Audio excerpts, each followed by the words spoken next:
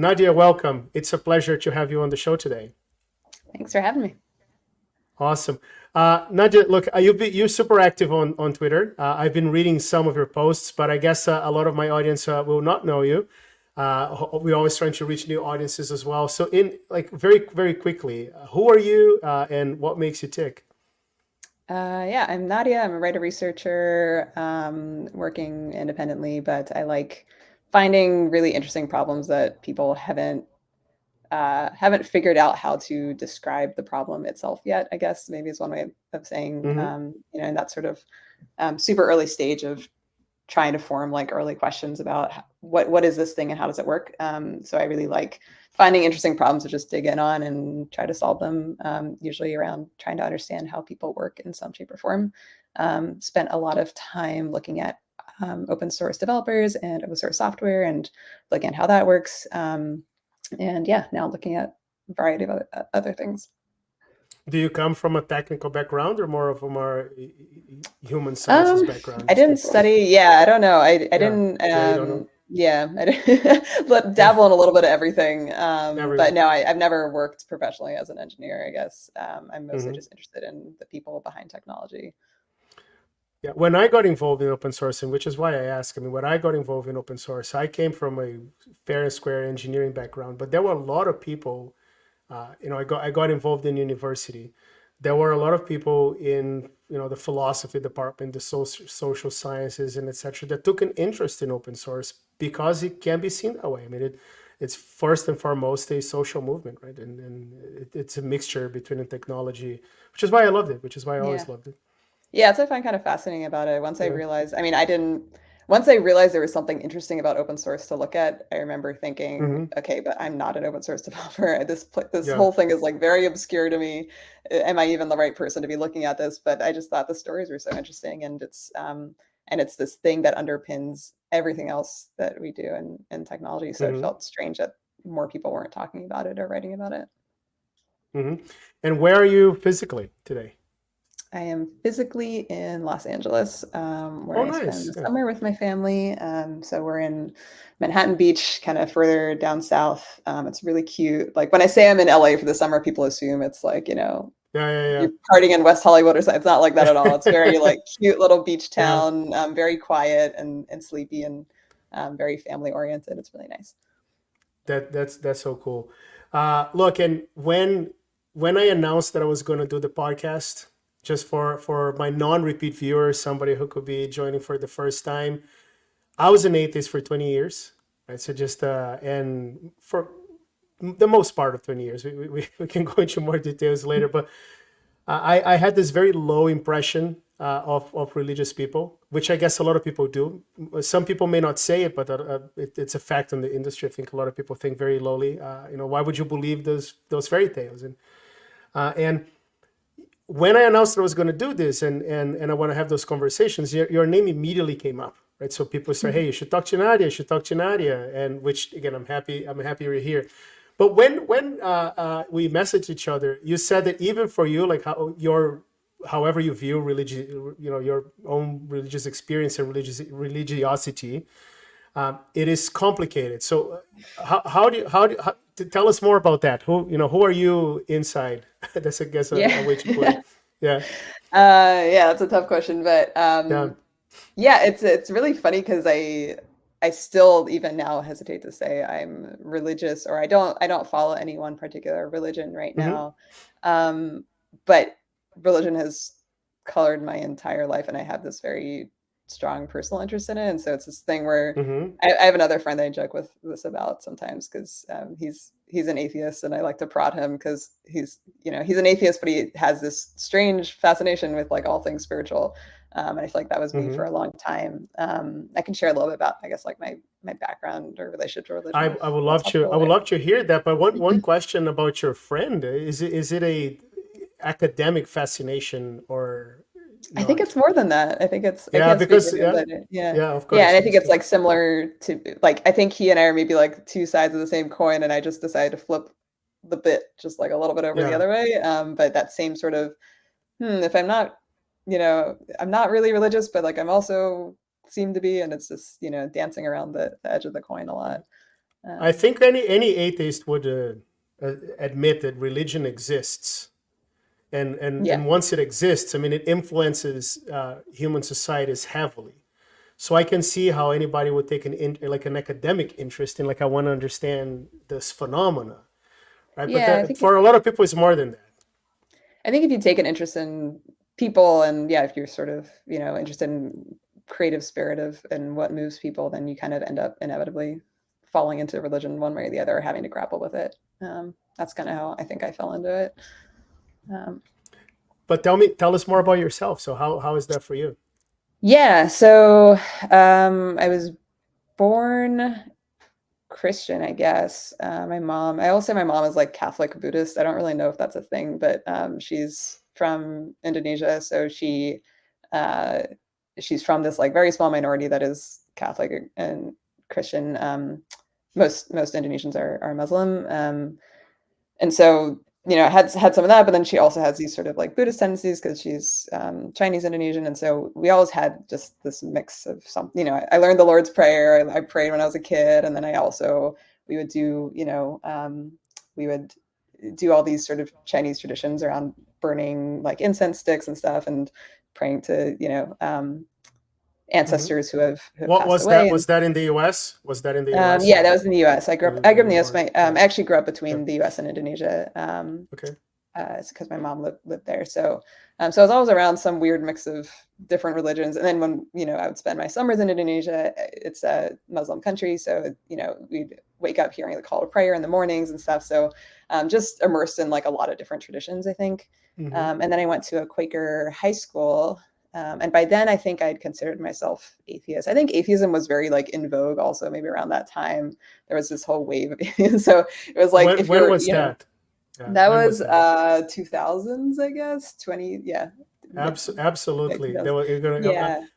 I don't want to say that this is the reason a lot of people, and I don't even want to say that this is the reason for me, but I will be lying if I wouldn't display the part, because this is what the beautiful people around you are doing. Was that during the There's, time when you also yeah, became yeah. atheist? It was a little bit earlier than that. I think I was 14. I was born in 82, and it was between 14 and 15 that I really said, no, now I'm an atheist. However, I didn't drop straight into that, and I want to connect those dots later, because Mm. I would for my first year I was like, okay, I'm an atheist, but then I went into New Age due to some experiences Ah, that I had. And again, New Age is a collective term, because I experimented with a bunch of stuff, and then after a couple more years, I say, oh, you know what, that's all nonsense. Let me go back to. So okay, we it can will talk about be, that too, because yeah, it will be around that time where I had my final. Okay, I'm done with all of that. Right? I do wonder if all of this is just a rite of passage somehow sometimes, because it is, I think I have maybe a very similar trajectory, but there's something when you're a teenager, you're experimenting, you're questioning, like, what are the things I was raised with? Are they real or not? Yeah. And it's part of like finding your identity and forming it, right? So I think that was Mm-hmm. maybe around the same time where I was just sort of, I don't remember there was an exact moment because we weren't, strongly religious, but I was raised Christian. But at some point it just sort of fell away. And it's like, Mm-hmm. smart, educated people are atheists. Like we don't fall for any of There you that go. stuff, like that There you was the go. thing. We're um, better than that. yeah, we're better than that. Like, I don't need this stuff. And I still hear, I think I've noticed, at least maybe among like my peer circles in tech, there is a little bit more of this openness to religion now, which we can talk about Mm-hmm. later. But for a while, that really felt like that was the line, even as an adult, where it's like, smart people don't fall for religion. And so, but I went to a Quaker high school, and so Quakers are really. I don't know if you have any familiarity with Quakers, but they're sort Passing, of passing. they're Don't. they're kind of Yeah. like, well, there's a lot of different, I guess, different Quaker traditions around the world, but in Pennsylvania, where I grew up, it's they're very much like, I always think of them as like hippie Christians or something, because it's the religious services are very egalitarian. I don't really know how to describe. So you're basically like everyone is sitting in a room in silence for an hour. And you only stand up and you speak when you're moved by the light of God or that of God within you to say something.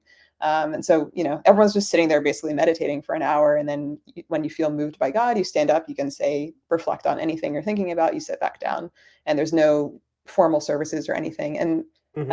And I really enjoyed my Quaker education because I think it there's something that they're they're trying to convey, which is like, that of God in everyone. So everyone you see is, there's no one is better or worse than anyone.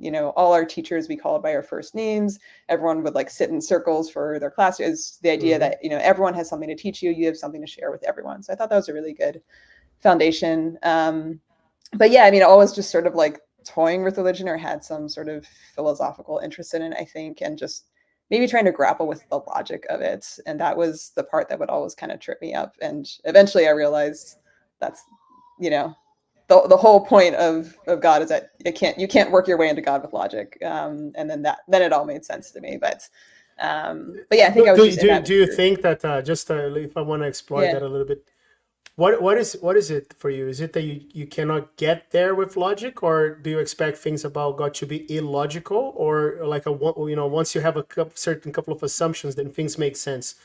Because that's how I view this today. Like I think I'm not here to tell my story, but like I came to religion later completely through rational means.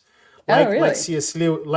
Lewis, for example, it's Yeah. famously a person who would just argue his way into that.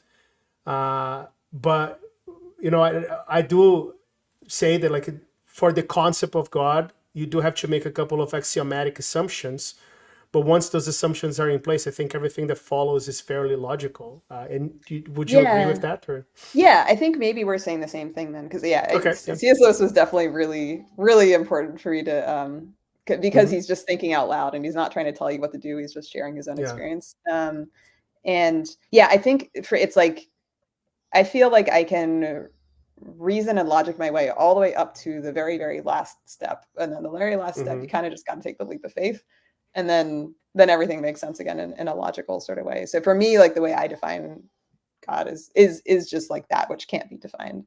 And Hmm. for a long time, I think until very recently, I thought of I always had the vague sense that God is everything that you have to kind of take a leap of faith on, or everything that just can't be explained, and acknowledging that there even is something in the world that that can't be explained, then like that is God. But I think for a while I thought of God as like an entity, or God is this void or lump or thing over there that like I don't understand, and it almost gave me this sense of like I'm looking for God around the corner or something. Yeah.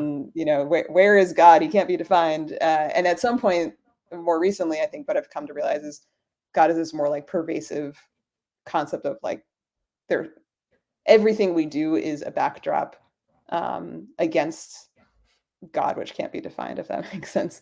I haven't really tried to Hmm. articulate this out loud before.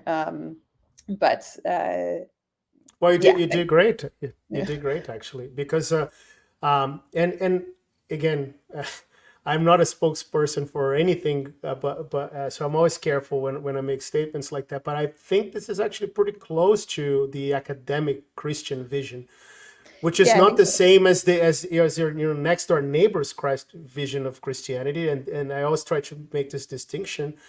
But for example, one of the things that atheists would say, myself back then, is this idea of like, oh, I just don't believe in one less God than you. Then because you also don't believe in Thor, you don't believe in Zeus, you don't. But one of the things that I came to realize later is that all of those beings are this that you described that you don't view God as, right? They're a Yeah, entity, right? There's this entity called Thor that you can go and say, look, is this real or not? Is Freya real or not? Or is Athena real or not? But the God of the Bible, at least, it doesn't seem to be like that. It has a personality and it has a will, but it's also not a being in that sense, right? yeah. Like I think anything we can do to describe what God is, even the word God or any concept of God, like all of it is not actually God. It's just the layer of interpretation that we put Yeah. on top of it. And again, like I felt like I could understand this in theory for a long time, but like until you're really faced or like hit with something that is undefinable, then you realize like, oh, there are actually things that I cannot experience or I cannot access, and like that is what God is. Mm. Yeah, but it's funny now because it seems so obvious, but it took me a really long time to Yeah. get there. And you seem to be talking from experience when Yeah, you say until you yeah. come face to face. So Yeah, I hadn't. Well, so this gets me into more like uh, weird hippie territory, or I'm being self-deprecating about it. Yeah. But I recently this year I kind of stumbled into um, this meditation practice that I was actually just writing about, and from this like anthropological perspective, because there's this subculture of people on Twitter that are practicing this thing called the Jhanas, that Mm-hmm. are this. They're a series of these like altered mental states that you can get to through concentration alone, and they're supposed to be, very intensely altered mental states. And I was, writing about these other people that are doing this thing, and one of the people I interviewed invited me to go on a retreat to just try it myself. And I'm not a meditator. I didn't, I, I figured I would just try it for the sake of trying it and understanding Mm-hmm. what was going on. And I went through it, and was just sort of like mind blown by the whole experience.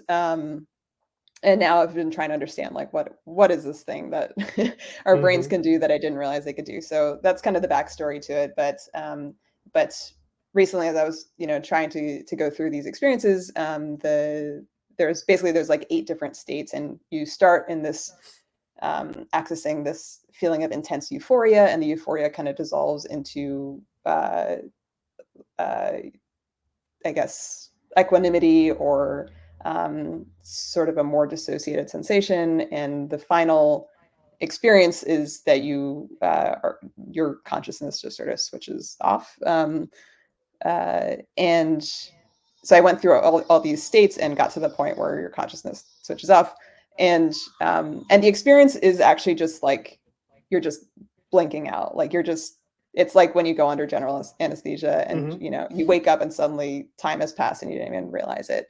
Um, Sorry if it feels like it is completely stupid question, but how do you know you're just not sleeping if that's how you describe it, right? Just I actually the first yeah. time, or maybe the first 2 times, I was like, did I just fall asleep? And then I tried it again, or I was doing a couple different sessions, and then and then I had a time when I actually did fall asleep, and then I was like, okay, these two things are like No, okay. qualitatively different. I think the difference is that you're very alert going into it, and you're very alert coming out of it. So you don't Okay. feel this drowsiness of drifting off. Yeah. You don't feel sleepy.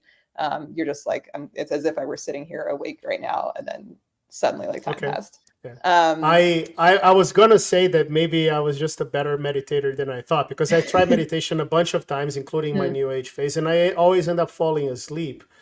But it is really, from what you describe, you're really falling asleep because I'm yeah. feeling like drowsy. Just there's no Sometimes I magical do anything. just fall Yeah. asleep. Yeah. Yeah. Okay. And the experience itself is just sort of it's a little bit absurd. Basically, like my first reaction to it was, oh wow, I spent, all these months trying to you're told that this is like the final or the last day. And so your brain is sort of like striving to get to this last day, or at least mine was. Not everyone's is, but I was like, okay, I want to get all the way to the end. I want to experience this thing.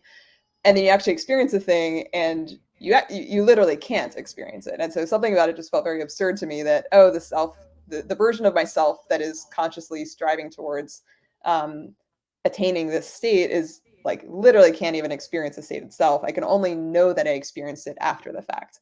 Um, and Interesting. yeah, and so at It first feels I just very thought, dissociative, right? It's like you're talking about someone else.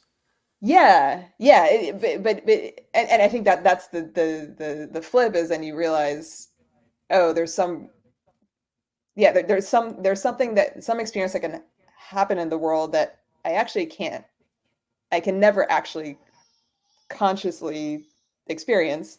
um and so, therefore there are things in the world that are completely undefinable. And I think, and I recognize, like, it's really hard to explain a thing. It just sounds like gibberish probably from the outside, but there was something about that experience where it finally hit me that, like, oh, everything I can conceive of in this world all exists as in the shadow of, or in the light of, like some other pervasive thing that is undefinable.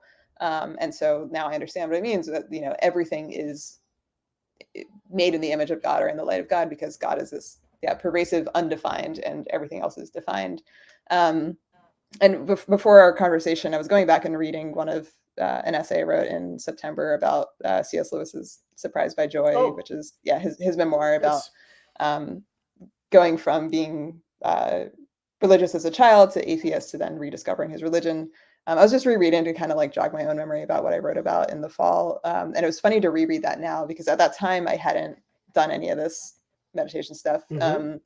And I was just sort of writing about the experience and trying to make sense of it for myself. And I realized like, oh, it's actually now it took on a completely different meaning for me where I actually like understand what he's talking about. So because his journey was. Were you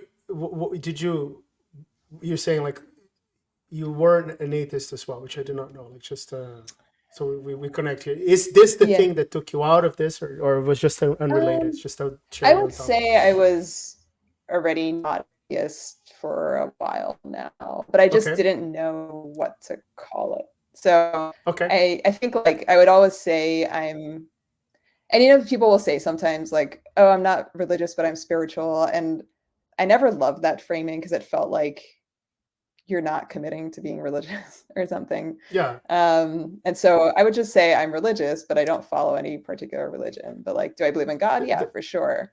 Yeah, and I think the investment community would call this preserving optionality, right? Because you're not religious, but you're also not. I'm just preserving optionality. So which I think like is.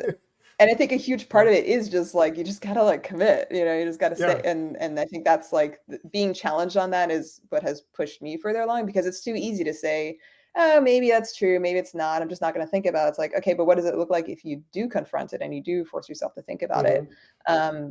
You might, you know, force yourself to make a decision one way or the other. And so, yeah, I would say that I believed in God for many years already leading up to my more recent experiences, but I just didn't, the only thing I could say was like, you know, God is something that requires a leap of faith to understand. God is the thing that is undefined, or, you know, the thing that you can never actually sink your teeth into or understand.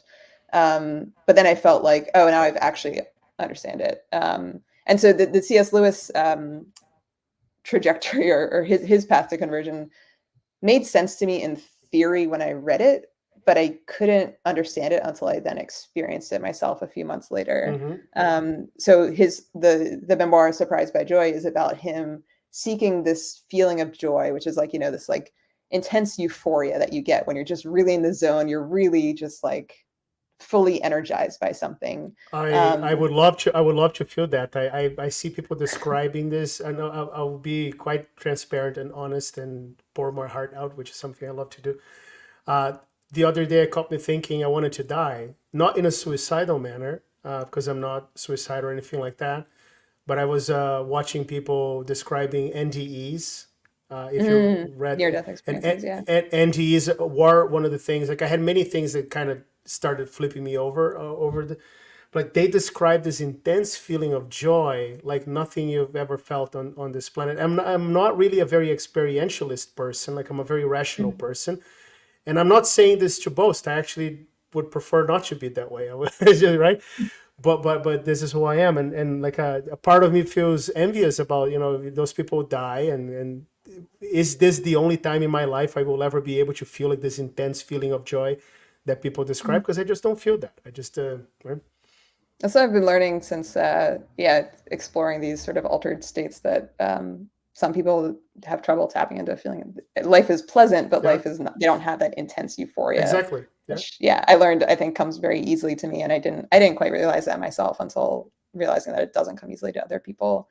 But I think like the plot twist of C.S. Lewis's journey was that for a long time he thought that was God, and that's how I felt too. Whereas like for me, like that feeling of intense euphoria or just being dialed in or zoned in, like comes to me a lot when I'm doing creative works. If I'm writing or I'm just, you know, really, really focused on a task at hand, like it just feels really good to be.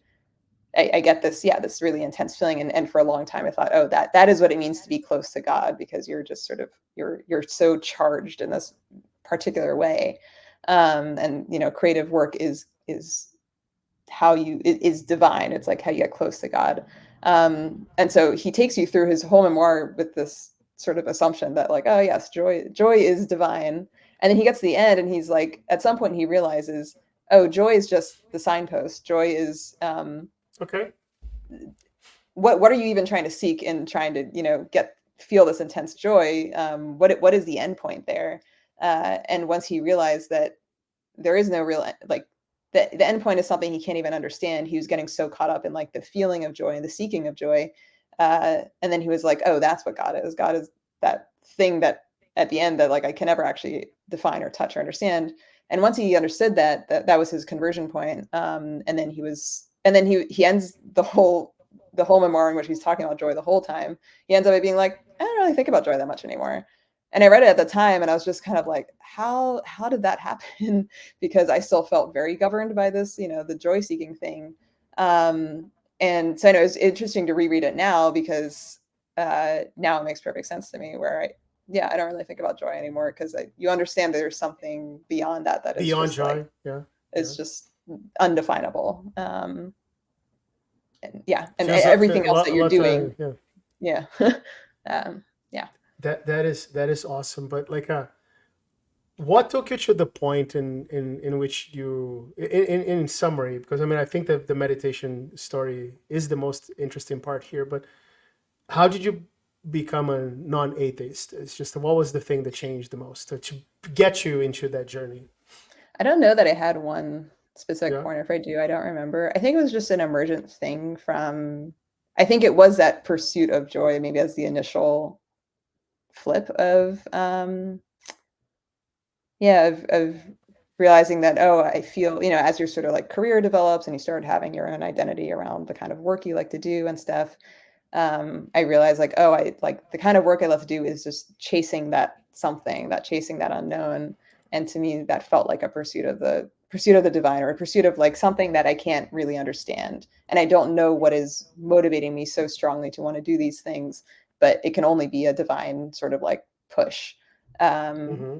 and I think that was maybe what, at some point, it just became this emergent realization of, well, if there's something that I can't define, then maybe that is the divine thing. Um, it's something about, I guess, faith. I do think about, there's this, I went to a wedding, probably like, this is at least a decade ago. And the father of the bride had this really cool magic trick that he did. So he does magic tricks. It was definitely one of the coolest toasts I'd seen at a wedding. And so he basically had them do the, pick a card trick. And he goes through the whole, all the fancy stuff that comes with that. And then at the end, he takes out this box that I think he had made the box himself. It was a locked box that couldn't be opened. And he says, okay, your card is inside the box. And if you want, you could unlock the box and find that it's there, or you could just take it on faith that I know what your card is and your card is inside this box. And he said something like, if you ever find yourself needing a source of faith in a moment of faith, or your faith is being challenged in your marriage, you could unlock the box and see what the card is inside. But otherwise, the whole point is that you don't know what's inside the box. You're just going to have to trust me. And there's something about that. It's a funny story to recount because it's not like I was there as a plus one. I'm not, it's not even, they're not even people that I know in my life now. But something about that magic trick kind of stuck with me, whereas it was just a very tangible example of what faith is, where it's like, you literally just don't know and you can't know, and you kind of have to be okay with that. And I think the older you get, the more you realize I think especially like having a kid now too, you realize there are some things you just can't explain, and some things you can't control, and you just got to take them on faith. And I think that's probably why a lot of people do become more religious as they get older too. You realize it comes with wisdom, right? It's like the older you get, the more you realize you just don't know a lot of things, and you will not know them, and you have to accept them. Versus, I think that teenager version where becoming an atheist is that moment where you're like, you're like, I know everything, right? Yeah. And then when you get older, you're like, I know nothing, and that's actually quite comforting. Yes, we have one of our regulars today here. Hey, Dev.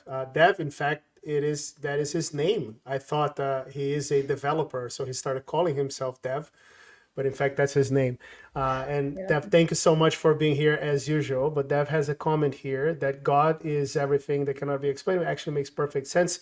But he says that this is the God of the gaps thing, and I don't think it is. How do you view that? The God of the Are you familiar with this concept that the atheists? I mean, I was. Was one of my favorite arguments back then. I think popularized by Richard Dawkins, that there's the God of the gaps. So everything that you don't understand, you say it's God. So like, why does that thunder comes? Oh, it's God. God made that happen. And what this other thing here? Oh, it was God. But as science progresses, you know more and more and more and more. So God starts hiding in the gaps, and right, just there is less and less of a place for God, because as your knowledge expands, you're just pushing God away to those gaps of knowledge. But one day we're going to get there too. So that's essentially the God of the gaps argument, which again, if I think is I used to regurgitating to everybody. Uh, Today, I think it's complete nonsense. But how do you view Yeah, that? I haven't. I guess I haven't thought about it before, so I don't know what all the Yeah. official counter arguments are on this thing. But my first reaction to it would be, are just based on how you've explained it. Like, is there a point where we're actually going to know everything, or is it just asymptotic? Or it's not. We're always going to approach, but there's always going to be that little bit that you don't know or that you can't experience. I don't. I think that is the divide that I feel or I see sometimes with like friends in tech, especially who are not religious or don't think very much about faith in their life, where there's some assumption that everything is knowable at some point. And Mm-hmm. I just don't think that's true. And I think maybe like some of the examples, like the examples you mentioned of, oh, why do we have thunder? It's because, God made it happen. Like those are, yeah, maybe those are like knowable facts. And Mm-hmm. maybe there is a world in which we get to learn all the knowable facts, which seems uh, crazy to me, but maybe. But when I say that God is undefined or everything we can, I don't really mean things that can be gleaned as facts. I think it's more, Mm-hmm. like the experience I had where, your consciousness shuts off and it's like, no matter what, like I cannot experience, like you logically cannot experience an unconscious experience. Like it's not Yeah. possible. And it's funny because like one of the things, and this is a conclusion that I reached recently. Uh, I think I had this feeling for a long, long, long time, but only recently I could like put into words. A lot of people talk about the beginning of the universe and the physical laws and etc. that brought things into existence. So you don't need God to explain any of that, because like I have those mathematical laws and that explains the behavior of pretty much everything in the universe. So there you go, touche. But one of the things that I came to realize is that it is not obvious to me that immaterial things like math and logic are not themselves created. Like if you think about nothingness, like it's not obvious to me that math is there in that nothingness already.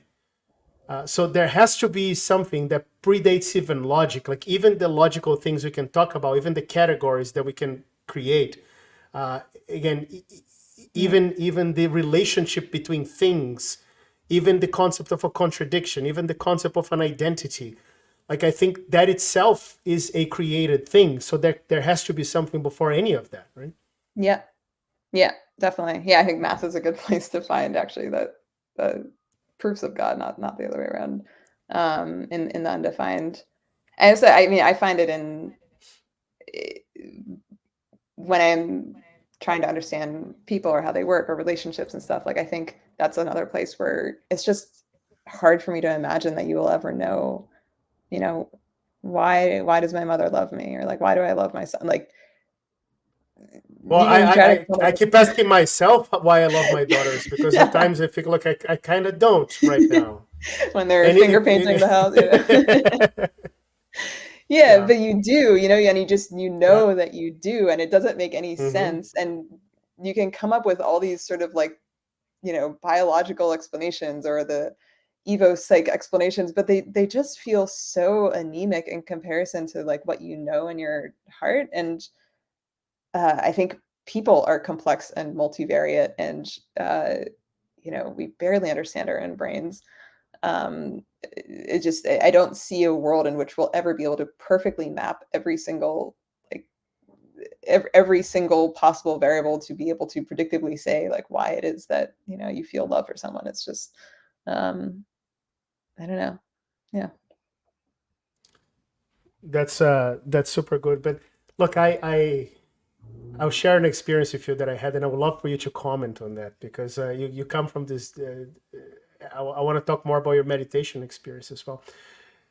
When I abandoned religion the first time and said, "Look, I'm an atheist now," I am 15. I know everything there is to know. I'm the smartest guy in the world. So there you go. I I adopted a very materialistic worldview, right? And everything is scientific. Everything is explainable. Everything is physical. But I had a really crazy experience that is what put me in the new age path, by and large, in which I went to a party once. And again, I think I was 16 or 17 when I was in that party. And everybody was drunk, which I shouldn't be, but there you go. And I had this friend that said that he was learning hypnosis, and he could connect you with your past lives, and then he could essentially could get you to talk about your past lives and etc. And I thought it was all nonsense. And the thing about past lives, I still do. But he was, I passed out, and I woke up. And when I woke up, he was hypnotizing a friend of ours, like a friend in common. And this guy was like talking all sorts of things, and he was saying like, oh, where are you now? Oh, I'm in this metal, and I see the army coming, because in past lives nobody was a carpenter, like everybody was a general of an army, and things like that. And Jesus then I was a was like, carpenter. yeah, well, yeah, exactly. But that's my point. Like, and it just Yeah. which is why I picked this exact analogy. But everybody that gets hypnotized about past lives, I mean, they're all powerful figures. Yes, But very important. so I said, okay, like this is nonsense, and this is complete BS. And if it's not nonsense, do it with me. I bet you can't, because it's so I was like challenging this person. And look, I will never forget this experience. I will never, ever, ever forget this experience. I was laying down on the floor, and he started doing the process like of hypnosis. So put yourself in a comfortable position, and he said, I'm going to count down from 10 to 1, and then you're going to stop feeling your feet. And up until 5, I was like, haha, what a clown! Like, but when you got to 4, I stopped feeling my feet, and then I thought, well, lucky coincidence. And then he moved to my knees, same thing. And after around 4, I stopped feeling my knees.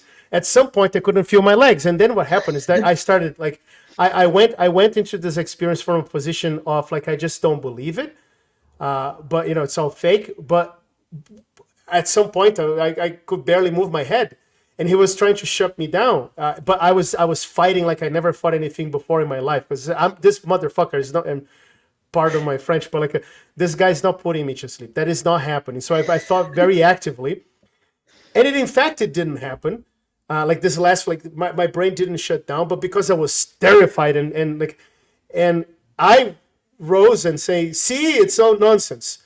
But I was terrified from that moment on, because I think it kind of broke my mental model. And I'm not claiming, in fact, I'm claiming the opposite, that hypnosis has anything supernatural or anything like that. But the fact that somebody could just keep telling me, like, shut down parts of your body from a distance without even touching me.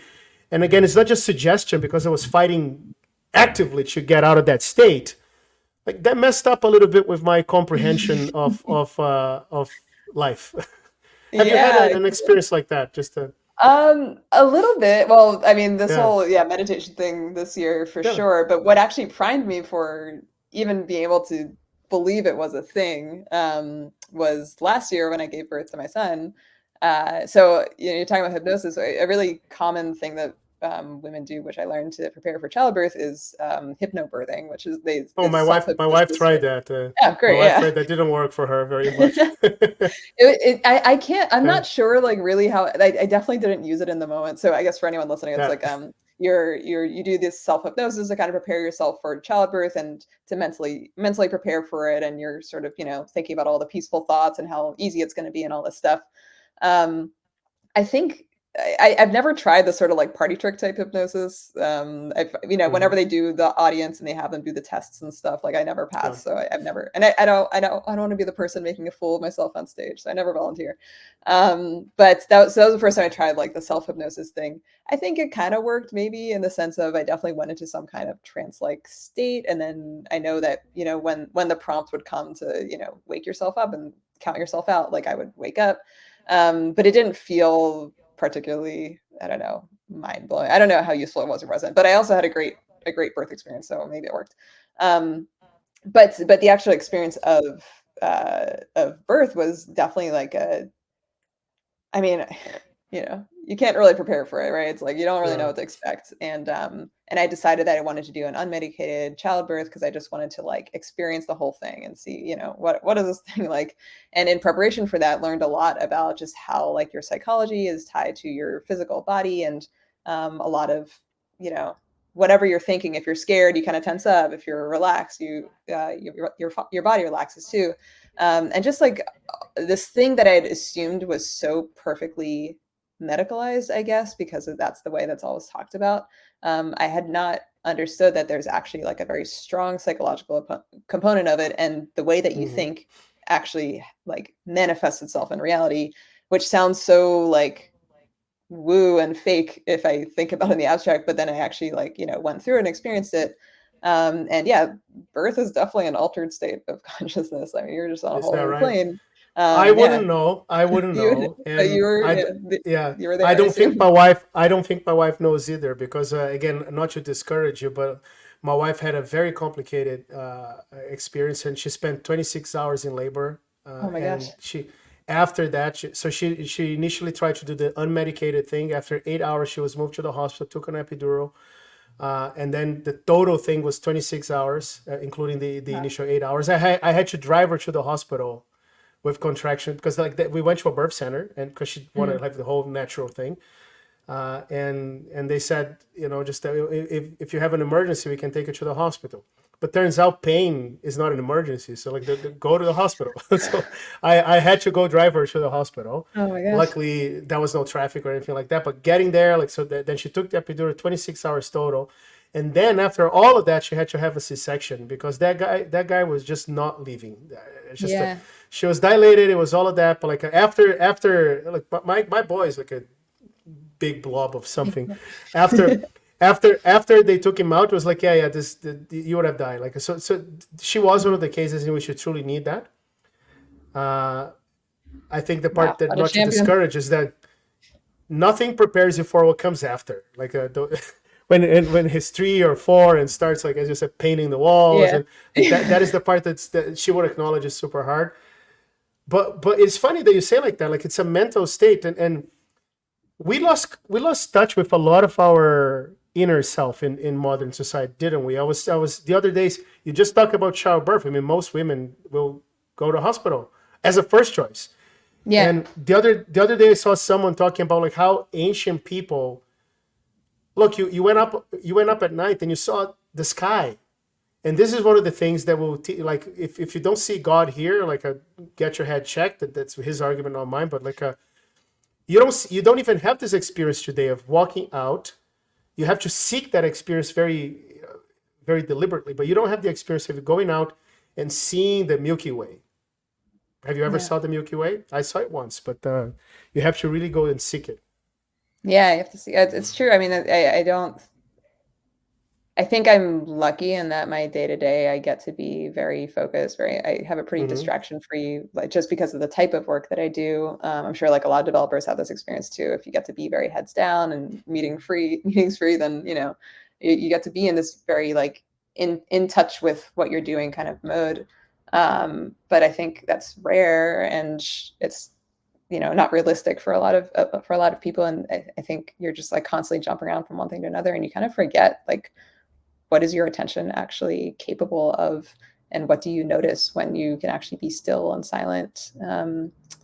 Yeah, I had a friend who ran like a Twitter poll at some point that was like, how long can you sit for? I don't remember what the interval was. I think it was like 5 minutes. Can you sit for like 5 minutes by yourself not doing anything?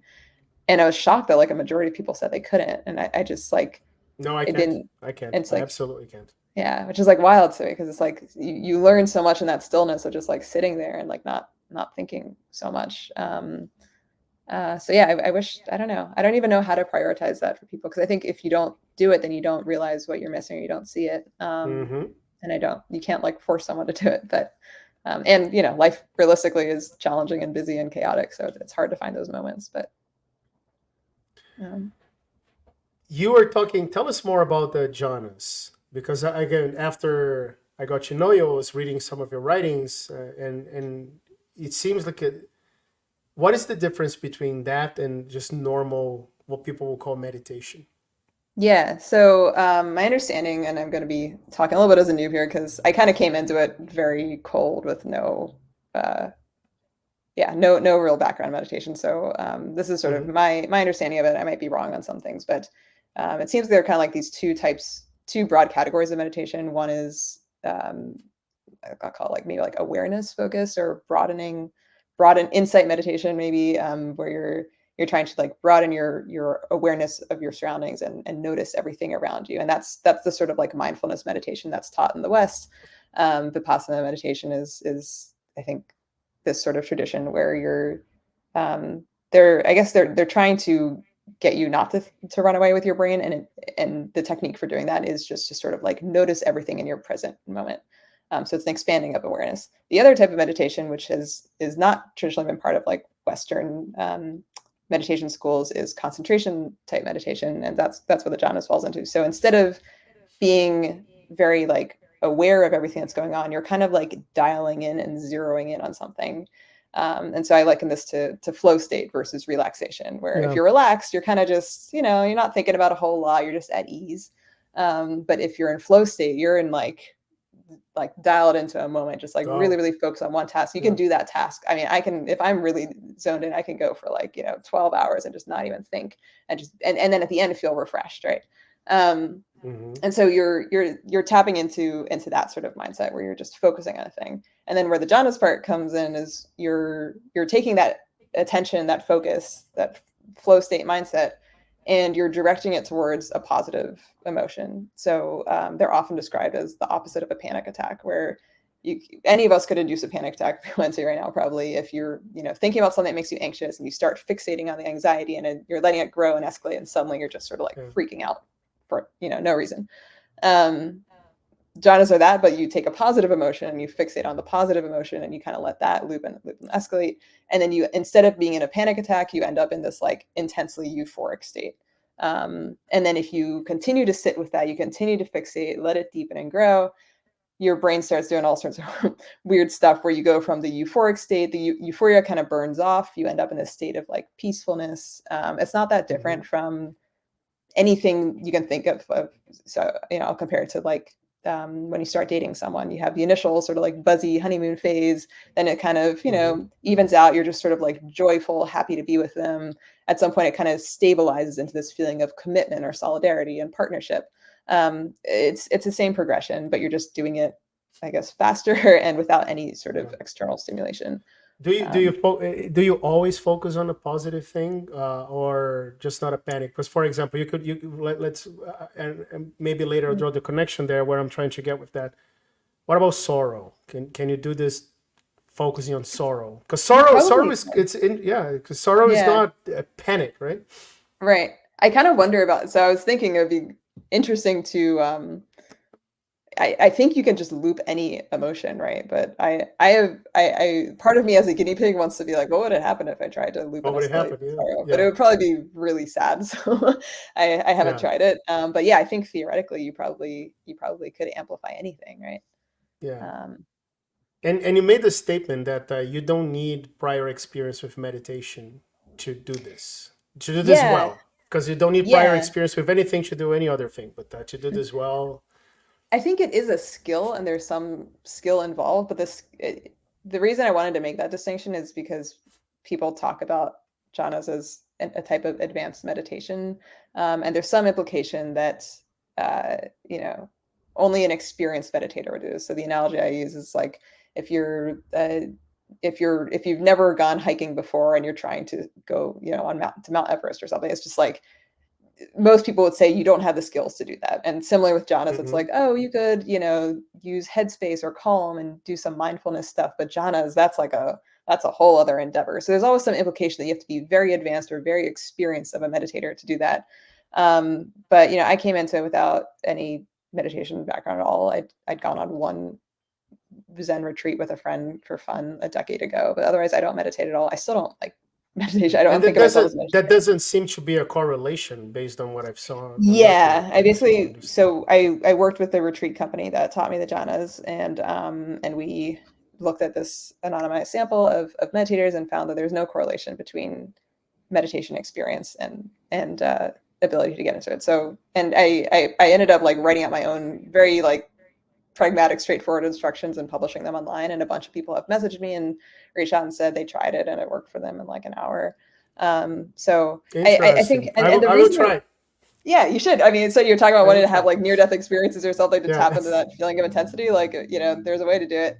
I just like, I think part of why I want to, that distinction is important to me is that I just like, I feel like if it's something that our bodies can innately do, it's like, sneezing or coughing or sleeping or whatever. If it's something Mm-hmm. that we are all equipped to be able to tap into, I don't like this implication that, oh, only certain people who are, specially anointed can do a Special. thing Yeah. that is like just part of who you are. And so that's I don't do it to be like combative about, you know, wanting to create some sort of like whatever. I'm not like anti-meditation. It's just that like if it's Mm-hmm. something that is innately part of my body and predates Buddhism, like why is it so tied to like Buddhist tradition? Why isn't it just something that I can learn how to do about myself and learn more about my own body?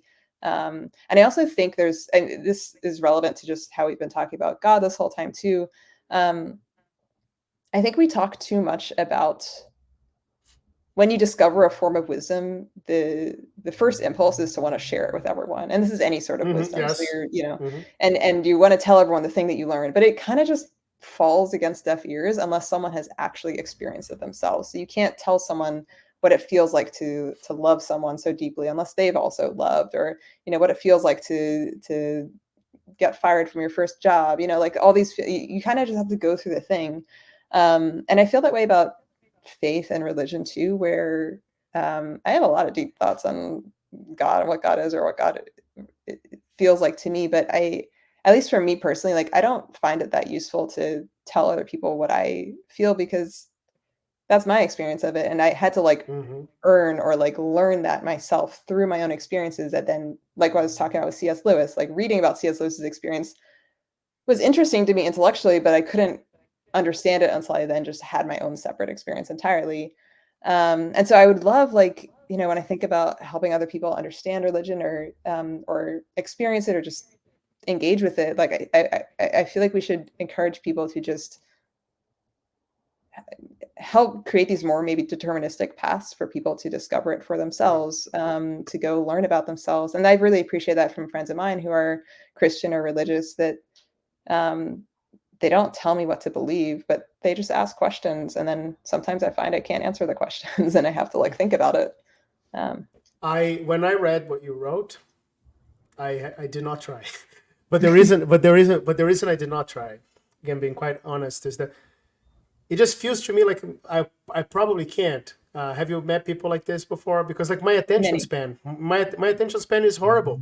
Like I think the biggest problem I have in my life today is this Twitter thing, right? That we're always scrolling and there's that like rationally I know all of that, but I have no idea how to fix it. And then like what I keep thinking is okay.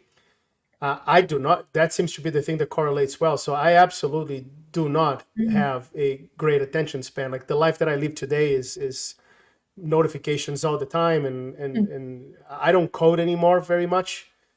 So it's a. I just feel like yeah, if I would do this, it just wouldn't work because I don't have the attention span, and I don't have the feeling of joy to begin with to serve as a basis Yeah. to that. Which is why I was asking about sorrow. Can I do this just Yeah. briefly? Do your own version of the Jhanas. Yeah. When you think about, you recognize that your attention span is not good. Do you have like a desire to change it, or are you sort of like, this is the way it is and I just have to be that way because of my Yeah, lifestyle? Or... funny question because like desire can be interpreted in many ways. Like would I like to change it? Yes, but you could argue that if I'm not doing everything in my power to change it, do I really want it, right? But I think part of that is just the lifestyle that I live. I and yeah, I don't know, like I found success in doing what I do the way I do it. So a part of me will always come and say, yeah, but then you stop doing it. Like there will be somebody complaining about your service online, and you will not see it immediately, and you're not going to respond immediately, and then you're not going to, like, your company's not going to go as well as it could be. So there is always this loop about, like, do I really let go? And I think that is what I haven't done yet. Yeah. Yeah. That fear is very real, especially when your life is sort of built around a certain way of being Exactly. that, yeah. I mean, I have a completely different lifestyle day to day, but I had this fear when I wrote that piece about C.S. Lewis's journey last fall. Part of why I was writing it was because I was reflecting on the fact that, you know, whether intentionally or not, I feel like I've built my entire life around writing. Writing always comes up in the work that I do, my interest in every shape and form. Um, and that's, also any success or satisfaction I've had with work has come through this skill of writing and this desire to write. At the same time, I feel that I had maybe like a sort of unhealthy relationship with writing, where it just felt like this reflexive urge or addiction. I like always needed to kind of get things out, and your brain is just ruminating in like a loop, and then you just put it on paper and then you send it out, and that's what writing is. And I'd convinced myself that this was, pursuit of the divine. But then I read C.S. Lewis's piece and I was like, oh no, it's not the divine. It's just this coarse materialistic pursuit and desire. And then I worry that, well, if I do find a closer relationship to God that isn't through this work, then how do I reconcile that with my day to day? Like, functionally, this is all I know how to do. I only know how to make a living through writing and research.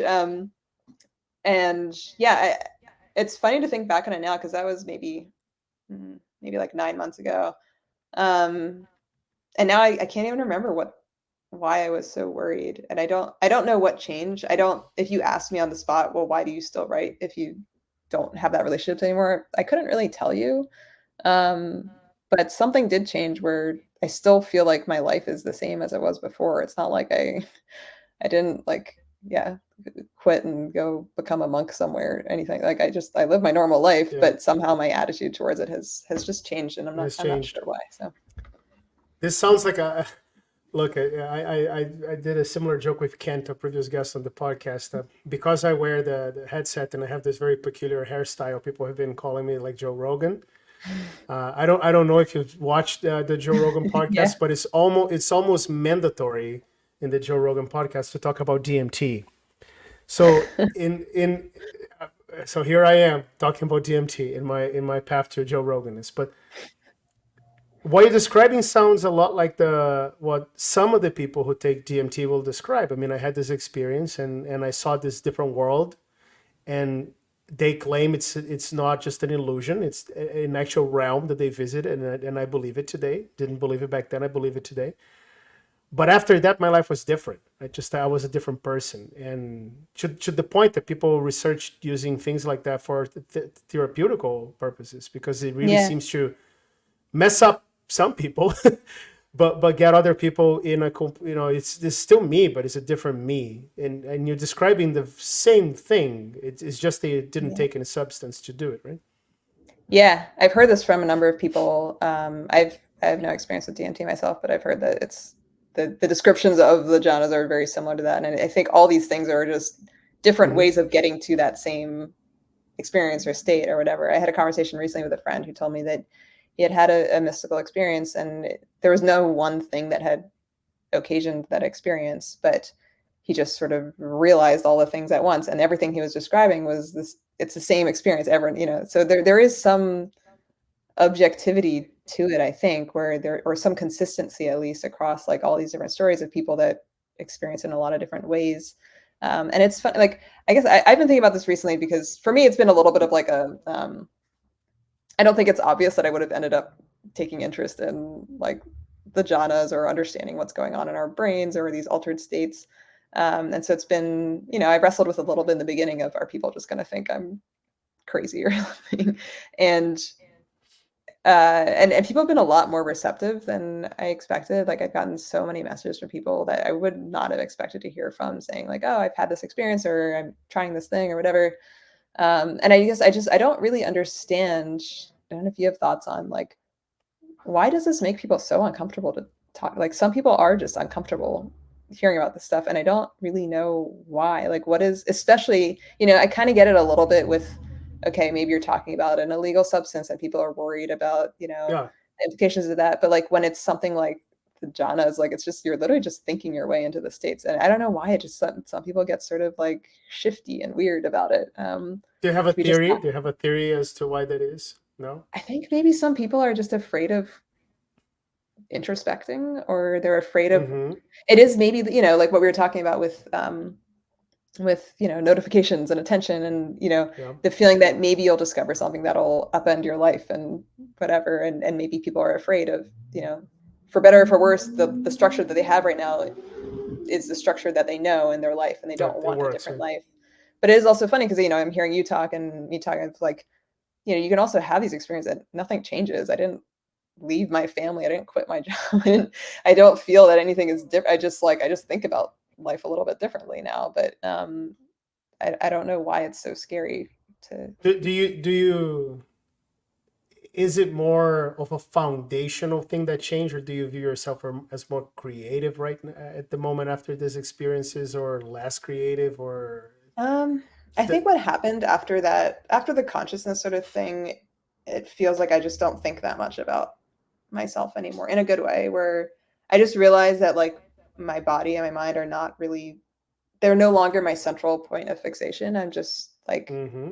life is just kind of good, I just feel like I'm not really, there's nothing really going on in my head of some internal narrative that is, criticizing or evaluating or questioning or analyzing. I'm just sort of very in the zone, but I feel like Well, I'm more I focused think on like, a lot of people would feel sad about losing that, because to a lot yeah, of people, I think myself included in the early days, this is you, this is what you are, right? Like the questioning, this is what I am.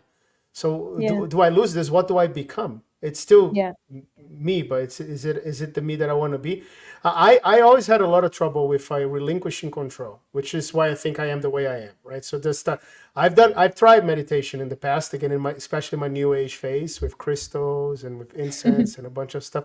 And funny enough, I had a couple of experiences. I think nothing like that, but I had out of body experiences, and I had things that I could make happen at some point. So I do know that those things exist. I just don't, today I think I would have problems doing it. But yeah, I think in a lot of those experiences, I would feel terrified.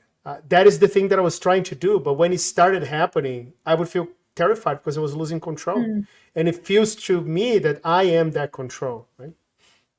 yeah, yeah. I think this is true for like mental health stuff in general. Like, Mm-hmm. there's a sensation of, oh, if I'm not this depressed person, or if I'm not this anxious person, who am I then, without Yep. without these same loops that you're used to, the same patterns of analysis that you're used to going to. And it's this funny thing because, like, on the one hand, you might say, like, oh, I wish I weren't depressed. I would love to be a happier person, or not experience this numbness all the time. But then you lose it, and you're kind of like, well, but then who am I now? Who Yep. am I if I'm not, And so you get this weird Stockholm syndrome attachment to all your own neuroses, or your own, yeah, your own challenges.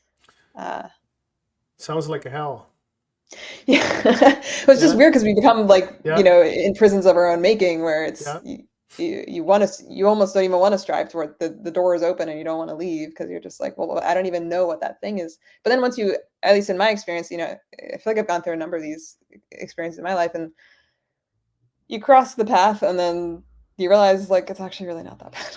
At least Mm-hmm. that's been my experience. But I also don't want to be prescriptive in saying that that's true for everyone, because as I've been sort of digging into trying to understand the mechanics of, like, of the jhanas, and some of this concentration meditation, I was reading a paper yesterday about a- uh, they did all this interviews and research into people that have had adverse experiences while meditating, and find this actually very common. And they did these very extensive interviews with meditators, and they basically separated into two things of trying to measure the phenomenology of what was going on. So just really, tell me about the sensations you're feeling, or tell me about the experiences, like just very literal sort of sensory descriptions.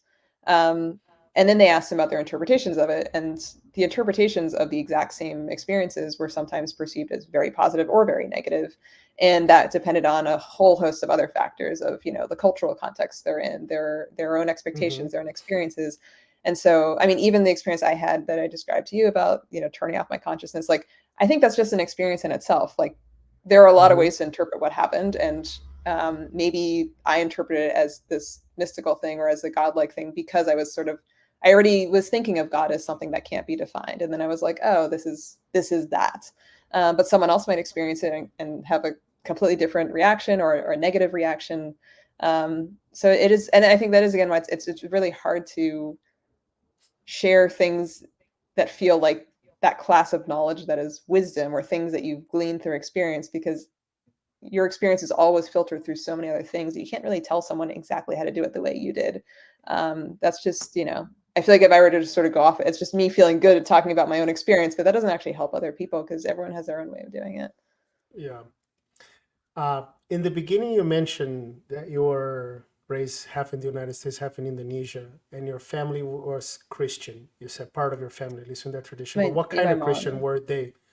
Was she Yeah, I Catholic don't or really know. not? I always No. say Catholic Buddhist, Yeah. so I don't know if that's really Yeah. correct or not. But so Chinese Indonesians are a small minority in Indonesia, and they are more Catholic. But I have a feeling it's not Catholic in the same way that like my Yeah. friends are Catholic in the US, but I always say Catholic, some kind of Christian. Because the way you describe this, and again, I'm sorry to anybody who is listening that considers this heretical or terrible. Or I have this tendency of going to uncharted places, but the the way you describe this experience of the you say jhana or jhana Jhanas. jhana, the way you describe this sounds to me a lot like what some Catholic people in the past would report praying the rosary. So are you familiar with how Catholics can pray the rosary? Yeah, with the counting Yeah, the which beads. again I do. I try to do almost every day. I wish I did it every day, but some days Are I you just Catholic? don't for whatever. I am Catholic. Yes. Again, now I am.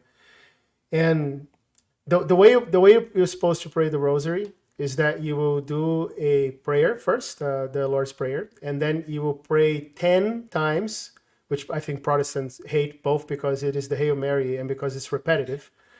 But you will pray that prayer 10 times with the beads, right? Mm. And why are you doing this? Why are you doing this? You focus on, you're supposed to be meditating. You're supposed to, again, I don't because I'm terrible at meditation. But you're supposed to be meditating about something about the life of Jesus. So there are four kinds of mysteries. There is like the luminous mysteries, the joyful mysteries, the glorious mysteries, and the sorrowful mysteries. And then each of them have five things inside them that you can think. For example, the sorrowful mysteries. The first one is the agony in the garden. So if you remember about like Jesus in the garden agonizing about the fact that I realized that I'm gonna die, but I have to do it anyway. And I have a lot of trouble with that because for me, like in my crazy hyper analytical mind, if I'm praying this, how am I meditating about this other thing that doesn't work? But at the same time, as I'm praying, I can start thinking about my job, and like those things keep popping out in my mind. And like, what if I go fix this bug now? And what about this other customer that's calling me? And I try to shut that down, but I really can't. So I don't think I am doing it the way I should be doing. I'm pretty sure I'm not. But when you read about people like in the Middle Ages and monks and etc., like I think they get to a point that is very similar to what you're describing because you're now trying to feel, and maybe that's what I'm going to try to do next time. You're trying to feel that emotion, not think about the fact that Jesus was there, but like the crowning of thorns. This the third sorrowful mystery. Maybe you imagine yourself with that, and then you're going to connect with that feeling. So Mm. it sounds like a very similar process that you're describing, and Yeah. and maybe yeah, Yeah, that's interesting because yeah, I hadn't thought about for decades until you brought up the rosary. But yeah, I yeah. used to use the rosary when I was a kid. Still remember that now. Yeah, so your And it's, family was definitely Catholic because Protestants yeah, hate this. Just most of them. I think some of them are more. I saw some Protestant the other day on Twitter saying that, look, you know what, they prayed the rosary, and didn't see anything wrong with that, because at the end of the day, it's really just meditation. It is On meditative. yeah Yeah. on yeah. Yeah. But yeah, as a kid, I mean, and this is why maybe a lot of kids, when you're raised religious or you're taught these sort of rituals and rites, they don't mean anything to you because you're just sort of like, Yeah. you're just repeating things and you're like, but why am I doing this? And then the but why question then propels you into atheism, and then you kind of come back around as you want. Um, but but yeah, I really like that. I think that'd even be a cool way to teach, if you were to like teach a child about it or something, of like, feel it and imagine it and really like try to embody the experience, not just, oh, I'm listing it off, blah blah blah. Yeah. Um, and I will say, I mean, I guess like especially with Catholicism, and there's definitely types of religions that emphasize more like the tradition and the ritual is the point, and it's not really about trying to connect in this deeper emotional way. It's like, it's more about Mhm. repeating and reinforcing that structure. So I don't know what the intent, maybe it is heretical, as you say, to suggest that, but I think it'd be a really Yeah. cool way to I, connect I it. always I always preface. I don't think it is, but I always preface everything I say with that, because, like, again, my mind goes to crazy places sometimes. But look, I think this is the experience that you're describing, and for me, the real problem is this, like, that my mind cannot just keep thinking about stuff. And I tried mindful meditation. I tried just my mind won't Yeah. shut up. I think my mind is like my 5-year-old son. He does not ever shut up. And it's just, I guess it's our personality, right? Because the guy, he was born like that. He was Must be born, related. yeah. But there must be a way. But I feel like it's very similar at the end of the day, because you have this emotion and you concentrate on this emotion, and you're thinking, like, and it's not just sorrow. There's joyful things about, like, there are the joyful mysteries for that. So, like, in there you think about the joy that it is for Mary to be visited by the angel. Like, that is the first one, the Annunciation. But I never truly tried to do this by trying to feel that feeling. I'm always trying to do this by thinking about what does that mean for Mary to be visited by the angel, right? Just blah, and Right. The I'll try, and I'll analysis. report back. Yeah, Yeah. I'll report No, back. yeah. Because I think that is, this was, I think, the first time I really thought about this was in C.S. Lewis's memoir. But he talks about how, I'm going to roughly paraphrase, but he's basically saying that, you don't really think your way into happiness. When he's happy or you're content, it's kind of when there's nothing going on in your mind. And so it kind of just brings into question this, why do we keep thinking you can like think or logic your way into finding an answer to stuff? Like, I used to journal very extensively my whole life. Like, I always loved journaling and I love writing, right? But at some point I realized, like, too much journaling can actually just, you get stuck in these loops where you're just sort Hmm. of analyzing.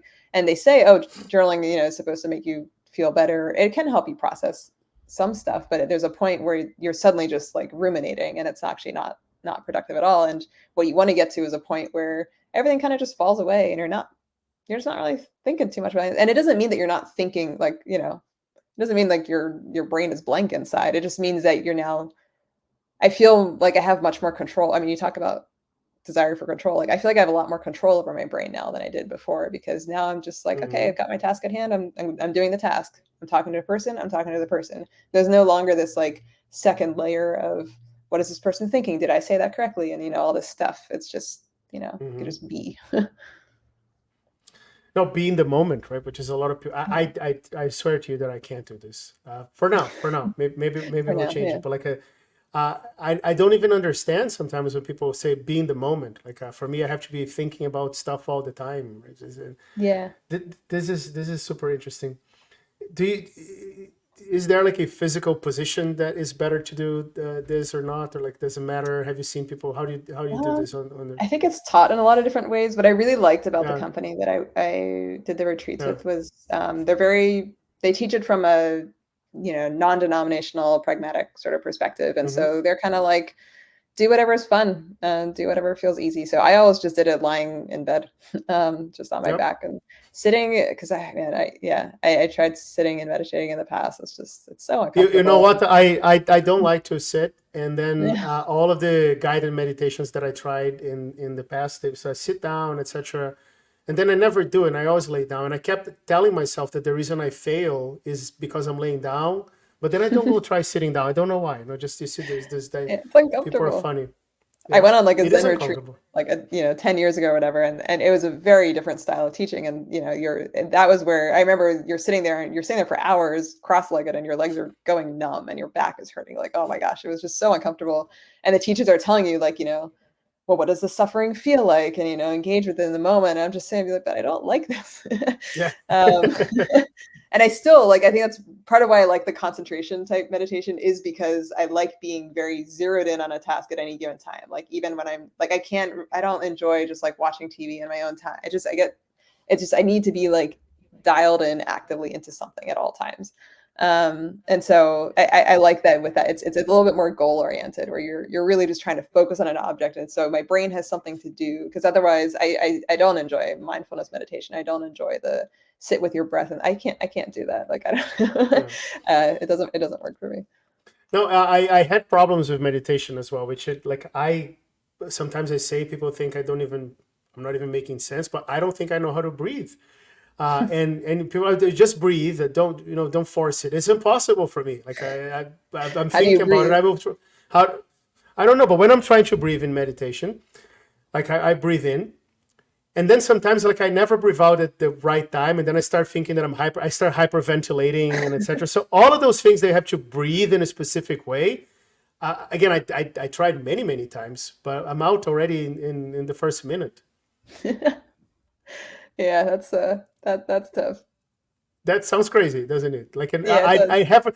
I keep thinking one day I'm gonna find somebody that does not think I'm crazy, that knows what I'm talking about, and they're gonna teach me the right way to do it. There has to be a right way to do it. But There's I gotta start be. hyperventilating.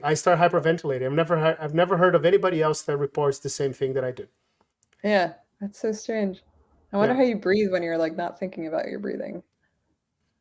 I guess Well, yeah, but yeah. when I start wondering, then it's That's when whatever you was start, happening right, just stops. exactly. Yeah, You can't yeah. know. Yeah. Because Yeah. people say just breathe. I say, yeah, easy for you to say. Like I just I'm no now, just by telling you that I'm already conscious, right? Start hyperventilating, yeah. Yeah, I'm exactly. sure there's a teacher out Yeah. there for you somewhere who knows how to deal with it.